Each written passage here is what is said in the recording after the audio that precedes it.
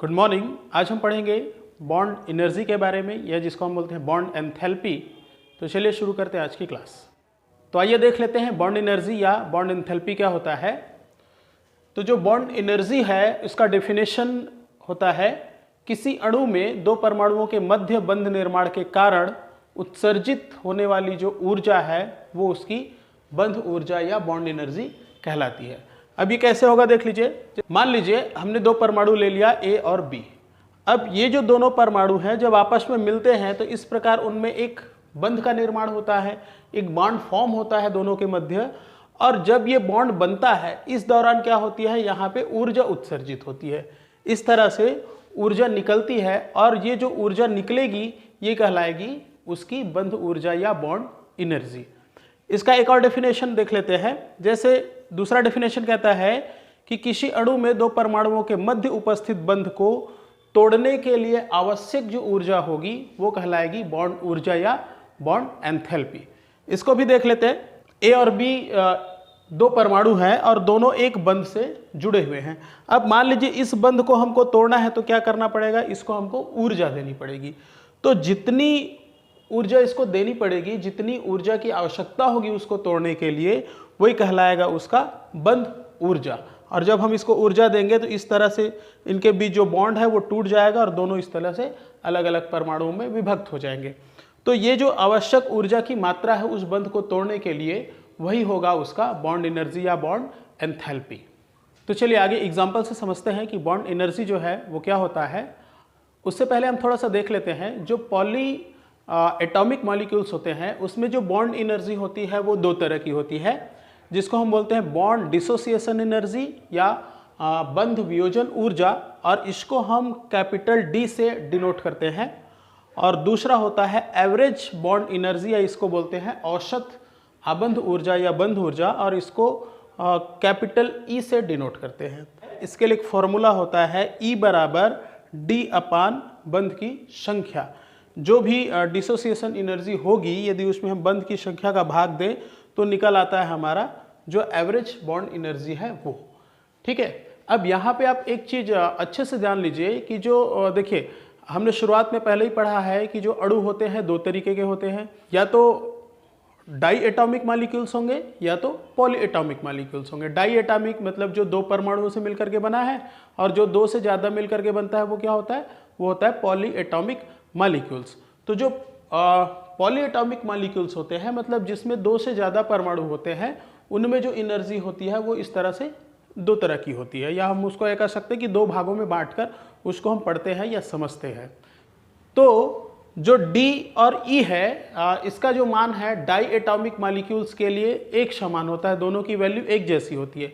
But जो poly atomic molecules होते हैं उसके लिए इन दोनों की एनर्जी जो होती है वो अलग अलग होती है। जैसे इसको हम एग्जांपल से देख लेते हैं। जैसे मान लीजिए हम यहाँ पे एग्जांपल ले लेते हैं H2O का। ये पानी का मॉलिक्यूल हो गया। अब ये पॉली एटॉमिक है, दो परमाणु से ज़्यादा है इसमें। तो अब इसका यदि हम देखें तो इसकी संरचना कैसे होगी, ये एक H, बीच में आपका होगा ऑक्सीजन और ये दूसरा OH बॉन्ड।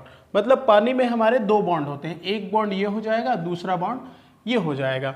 तो अब यदि हम देखें कि ये जो पहला वाला बॉन्ड है, पहला OH बॉन्ड, इसको तोड़ने के लिए हमको जो एनर्जी चाहिए, और जो दूसरा बॉन्ड है इसको तोड़ने के लिए हमको जो एनर्जी चाहिए, दोनों का मान अलग अलग होगा। जो पॉली एटॉमिक मॉलिक्यूल्स होते हैं उसमें ये जो एनर्जी के मान जो होते हैं वो अलग अलग बॉन्ड के लिए अलग अलग होते हैं। इसको आप ध्यान में रखिएगा। तो जैसे मान लीजिए हम यहाँ पे देखें तो जो पहला बॉन्ड है, पानी का जो अणु है उसमें जो पहला OH बॉन्ड है, इसको तोड़ने के लिए हमको चाहिए 502 कैलोरी जूल ऊर्जा। और जो दूसरा बॉन्ड होता है इसको तोड़ने के लिए हमको चाहिए 427 कैलोरी जूल ऊर्जा। तो ये क्या हो जाएगी, ये जो वैल्यू है क्या है इसका डिसोसिएशन एनर्जी। ये किसका मान होगा, ये आपका डिसोसिएशन एनर्जी होगी, डी का मान होगा।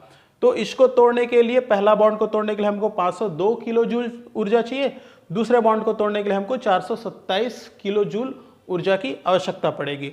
और यदि हम इन दोनों को जोड़ करके देखिए टोटल हमारे पास कितना बॉन्ड है, ये देखिए डी का मान, ये देखिए डी का मान, हमको क्या निकालना है, ई का मान निकालना है।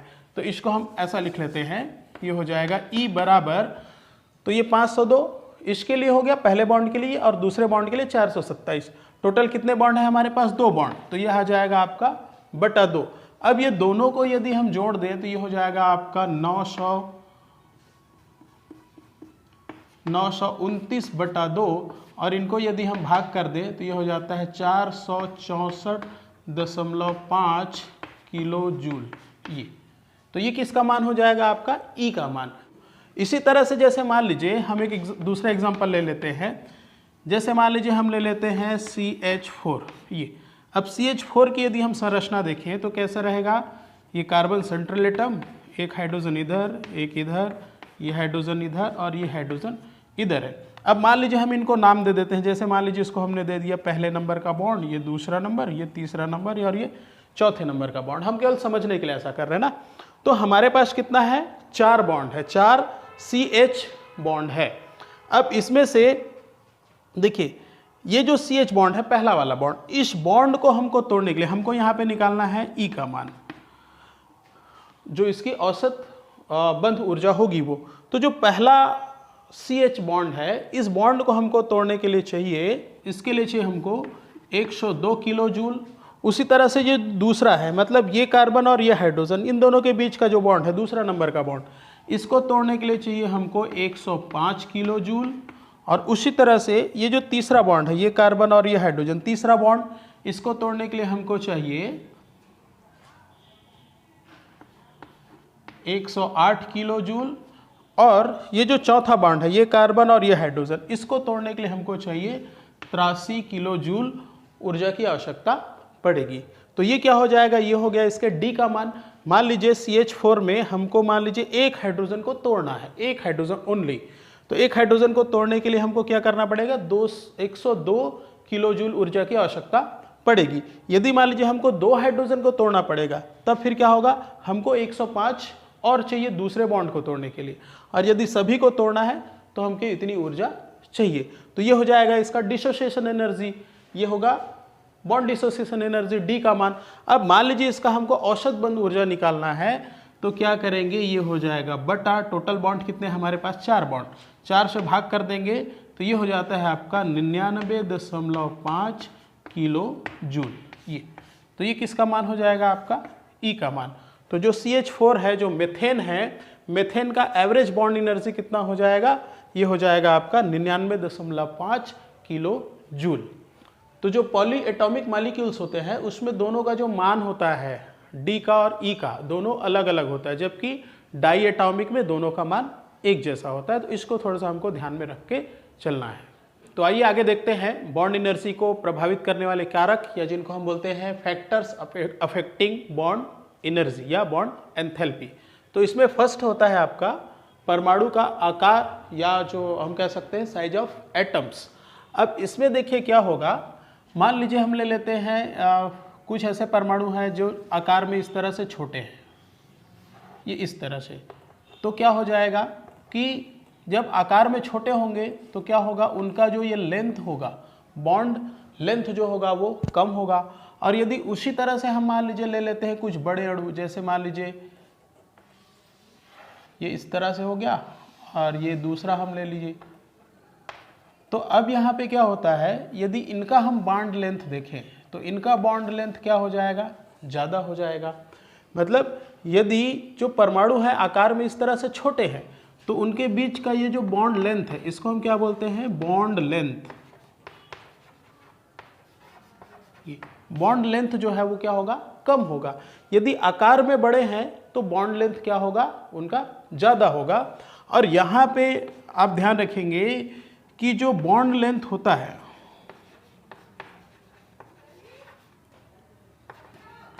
बॉन्ड लेंथ होता है, ये होता है आपका इन्वर्सली प्रोपोर्शनल होता है बॉन्ड एनर्जी के। ये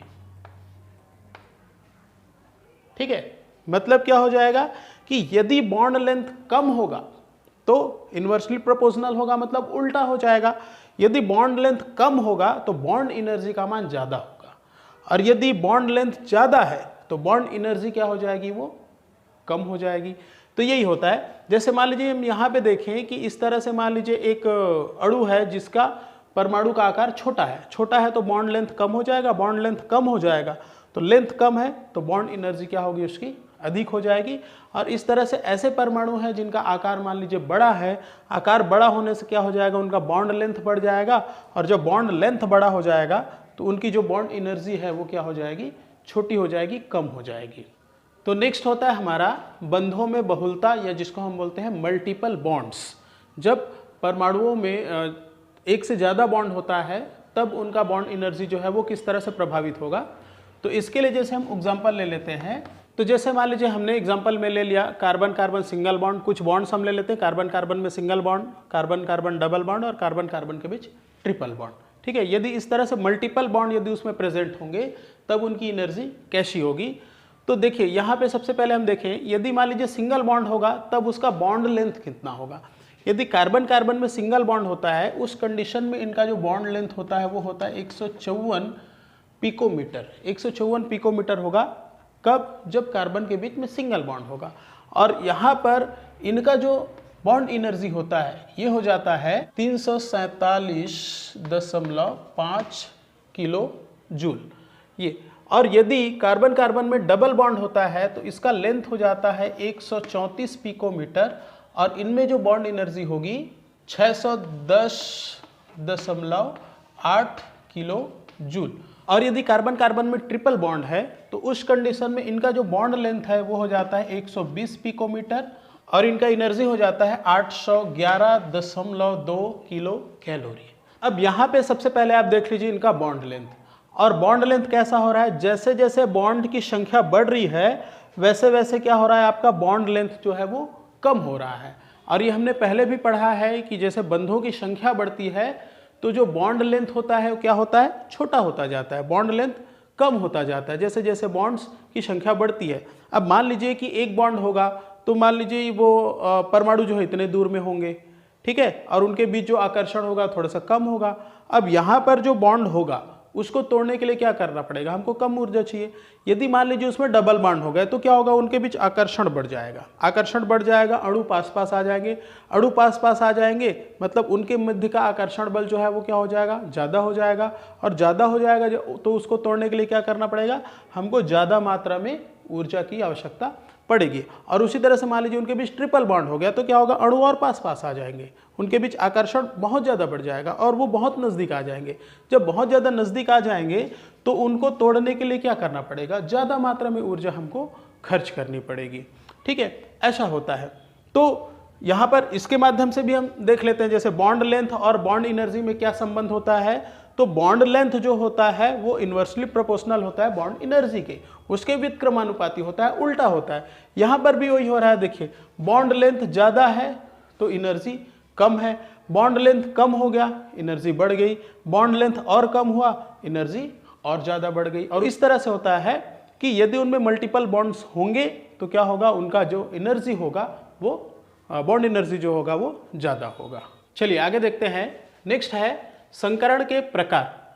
अब इसमें क्या होता है, देखिए जो बॉन्ड एनर्जी होगी वो संकरण के प्रकार पर डिपेंड करता है। कैसे, उसको देख लीजिए। जैसे मान लीजिए sp3 संकरण है तो sp3 संकरण है तो उसमें बॉन्ड एनर्जी ज़्यादा होगी, sp2 है तो उसमें बॉन्ड एनर्जी कम होगी, और यदि sp है तो उसमें बॉन्ड एनर्जी जो है वो सबसे कम होगी। अब इसका कारण क्या होता है, देखिए यदि हम तीनों में देखें तो जो p कक्षक की भागीदारी है, p कक्षक की भागीदारी बढ़ रही है। जैसे यहाँ पे एक p कक्षक है, यहाँ पे 2 p कक्षक है, यहाँ पे 3 p कक्षक है। तो इसका मतलब यही होता है कि जैसे जैसे p कक्षक बढ़ते जाएंगे त्रिविम में उनका जो परिमाण है वो बढ़ते जाता है। परिमाण बढ़ेगा तो क्या होगा, वो ज़्यादा स्टेबल होते जाएंगे, ज़्यादा स्टेबल होंगे, इस वजह से बॉन्ड एनर्जी जो है उनकी क्या होती, लगातार बढ़ते जाती है। नेक्स्ट होता है अतिव्यापन का प्रकार। ओवरलैपिंग का जो टाइप्स हैं या जिस तरह से वो ओवरलैपिंग करते हैं उसके हिसाब से भी उनका जो बॉन्ड एनर्जी होता है वो प्रभावित होता है। कैसे, देख लीजिए। जब कोएक्सियल ओवरलैपिंग करेंगे, मान लीजिए दो परमाणु आपस में मिलकर के बॉन्ड बना रहे हैं और बॉन्ड बनाने के दौरान जब उसमें ओवरलैपिंग हो रहा है तो कैसा हो रहा है, कोएक्सियल टाइप का ओवरलैपिंग हो रहा है। तो जब कोएक्सियल टाइप का ओवरलैपिंग होगा तो उस कंडीशन में हम ये अच्छे से जानते हैं कि जो कोएक्सियल होता है उस ओवरलैपिंग में क्या होता है, अतिव्यापन की मात्रा ज़्यादा होती है, और अतिव्यापन की मात्रा ज़्यादा होती है तो क्या होता है, स्ट्रॉन्ग बॉन्ड वहाँ पे बनता है, और स्ट्रॉन्ग बॉन्ड जब बनेगा मतलब बॉन्ड एनर्जी ज़्यादा होगी। ये जो बॉन्ड एनर्जी का मान क्या होगा, ज़्यादा हो जाएगा।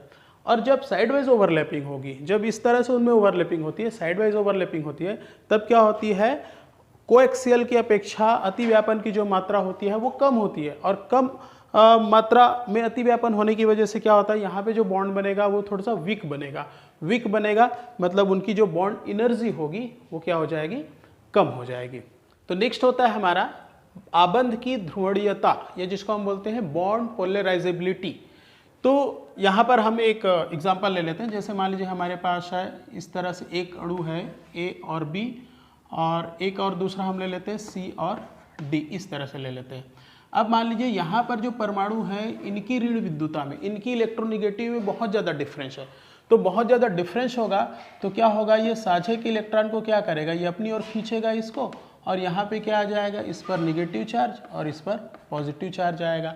अब यहाँ पर भी क्या होता है, मान लीजिए इनकी भी इलेक्ट्रोनिगेटिविटी में डिफरेंस है, तो ये भी क्या करेंगे, साझे के इलेक्ट्रॉन को अपनी ओर खींचेंगे, और इस पर आ जाएगा मान लीजिए इस पर ऋण आवेश, और इस पर आएगा पार्शियली पॉजिटिव चार्ज। ये होता है, ऐसा हमने पढ़ा है इलेक्ट्रोनिगेटिविटी में।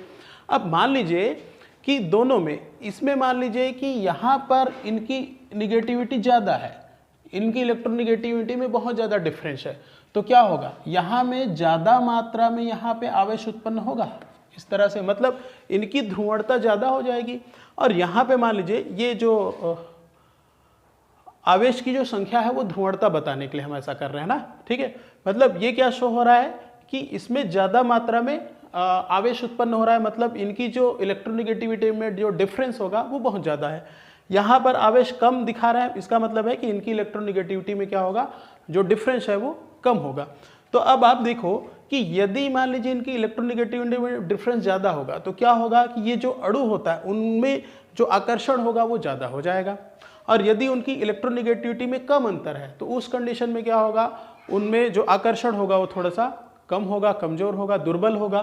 तो अब यहाँ पे इलेक्ट्रोनिगेटिविटी अधिक होने की वजह से यहाँ पर क्या होगा, जो आकर्षण होगा, आकर्षण हो जाएगा यहाँ पे अधिक, और यहाँ पे इलेक्ट्रोनिगेटिविटी कम होने की वजह से इनके मध्य जो आकर्षण है वो भी कम हो जाएगा। तो अब मान लीजिए इनके बीच में आकर्षण कम है, दुर्बल है, तो इसको यदि हमको तोड़ना है तो कम ऊर्जा चाहिए, मतलब बॉन्ड एनर्जी का मान कम। और इनके बीच में चूंकि इनमें क्या हो रहा है, इनकी इलेक्ट्रोनिगेटिविटी में बहुत ज़्यादा डिफरेंस है, मतलब इनके मध्य आकर्षण बहुत ज़्यादा हो जाएगा। आकर्षण जब ज़्यादा होगा तो उसको तोड़ने के लिए ज़्यादा मात्रा में ऊर्जा चाहिए, मतलब इनके लिए बॉन्ड एनर्जी का मान क्या हो जाएगा, बढ़ जाएगा। चलिए नेक्स्ट हम देखते हैं लोन पेयर की उपस्थिति, presence of lone pair electrons. तो इसमें क्या होता है, तो जैसे यहाँ पर मान लीजिए हम एग्जांपल के लिए ले लेते हैं, जैसे हमने ले लिया मान लीजिए C2, उसी तरह से ले लेते हैं N2, O2, और यहाँ पे ले लिया मान लीजिए हमने F2। अब यहाँ पर हम देखें तो इसमें जो लोन पेयर की संख्या होगी, लोन पेयर की संख्या ये, तो हम जानते हैं कार्बन में एक भी लोन पेयर नहीं होता, यहाँ पे 0 लोन पेयर होता है। N2 यदि बात करें तो N2 में एक नाइट्रोजन के पास ना, एक नाइट्रोजन के पास एक लोन पेयर होगा, ऑक्सीजन में 2 लोन पेयर होंगे, और फ्लोरीन में क्या होगा, 3 लोन पेयर होगा एक फ्लोरीन के पास, ठीक है। मतलब कार्बन में कोई भी लोन पेयर नहीं है, नाइट्रोजन में 1 लोन पेयर, ऑक्सीजन में 2 लोन पेयर, और फ्लोरीन में 3 लोन पेयर है। और जब हम वेस्पर थ्योरी पढ़ रहे थे तो वेस्पर थ्योरी में हमने पढ़ा था कि जो लोन पेयर होता है, लोन पेयर में प्रतिकर्षण सबसे ज़्यादा होता है, और प्रतिकर्षण सबसे ज़्यादा होगा तो क्या होगा, वो ज़्यादा दूर में रहना चाहेगा, और ज़्यादा दूर में रहेगा मतलब क्या, उनका बॉन्ड लेंथ जो है वो बढ़ जाएगा, और बॉन्ड लेंथ जब बढ़ेगा तो क्या होता है, बॉन्ड लेंथ और बॉन्ड एनर्जी क्या होती है, एक दूसरे का अपोजिट। मतलब कि जैसे जैसे इसमें क्या हो रहा है, लोन पेयर की संख्या बढ़ रही है, मतलब जैसे मान लीजिए हम 2 की बात करें, हम ले लेते हैं N2 और O2, तो N2 में 1 लोन पेयर है आपका, ऑक्सीजन में 2 लोन पेयर है, मतलब यहाँ पर 2 लोन पेयर की उपस्थिति की वजह से इनमें क्या है, प्रतिकर्षण ज़्यादा हो जाएगा। नाइट्रोजन में प्रतिकर्षण कम होगा, यदि हम केवल इन दोनों की बात करें तो यहाँ प्रतिकर्षण कम, कारण है 1 लोन पेयर, यहाँ पे प्रतिकर्षण ज़्यादा, कारण है 2 लोन पेयर। अब 2 लोन पेयर ज़्यादा इसलिए यहाँ पे प्रतिकर्षण ज़्यादा होगा, तो क्या होगा, वो दोनों एक दूसरे से अधिकतम दूरी पर रहना चाहेंगे, ये हमने वेस्पर थ्योरी में पढ़ा है।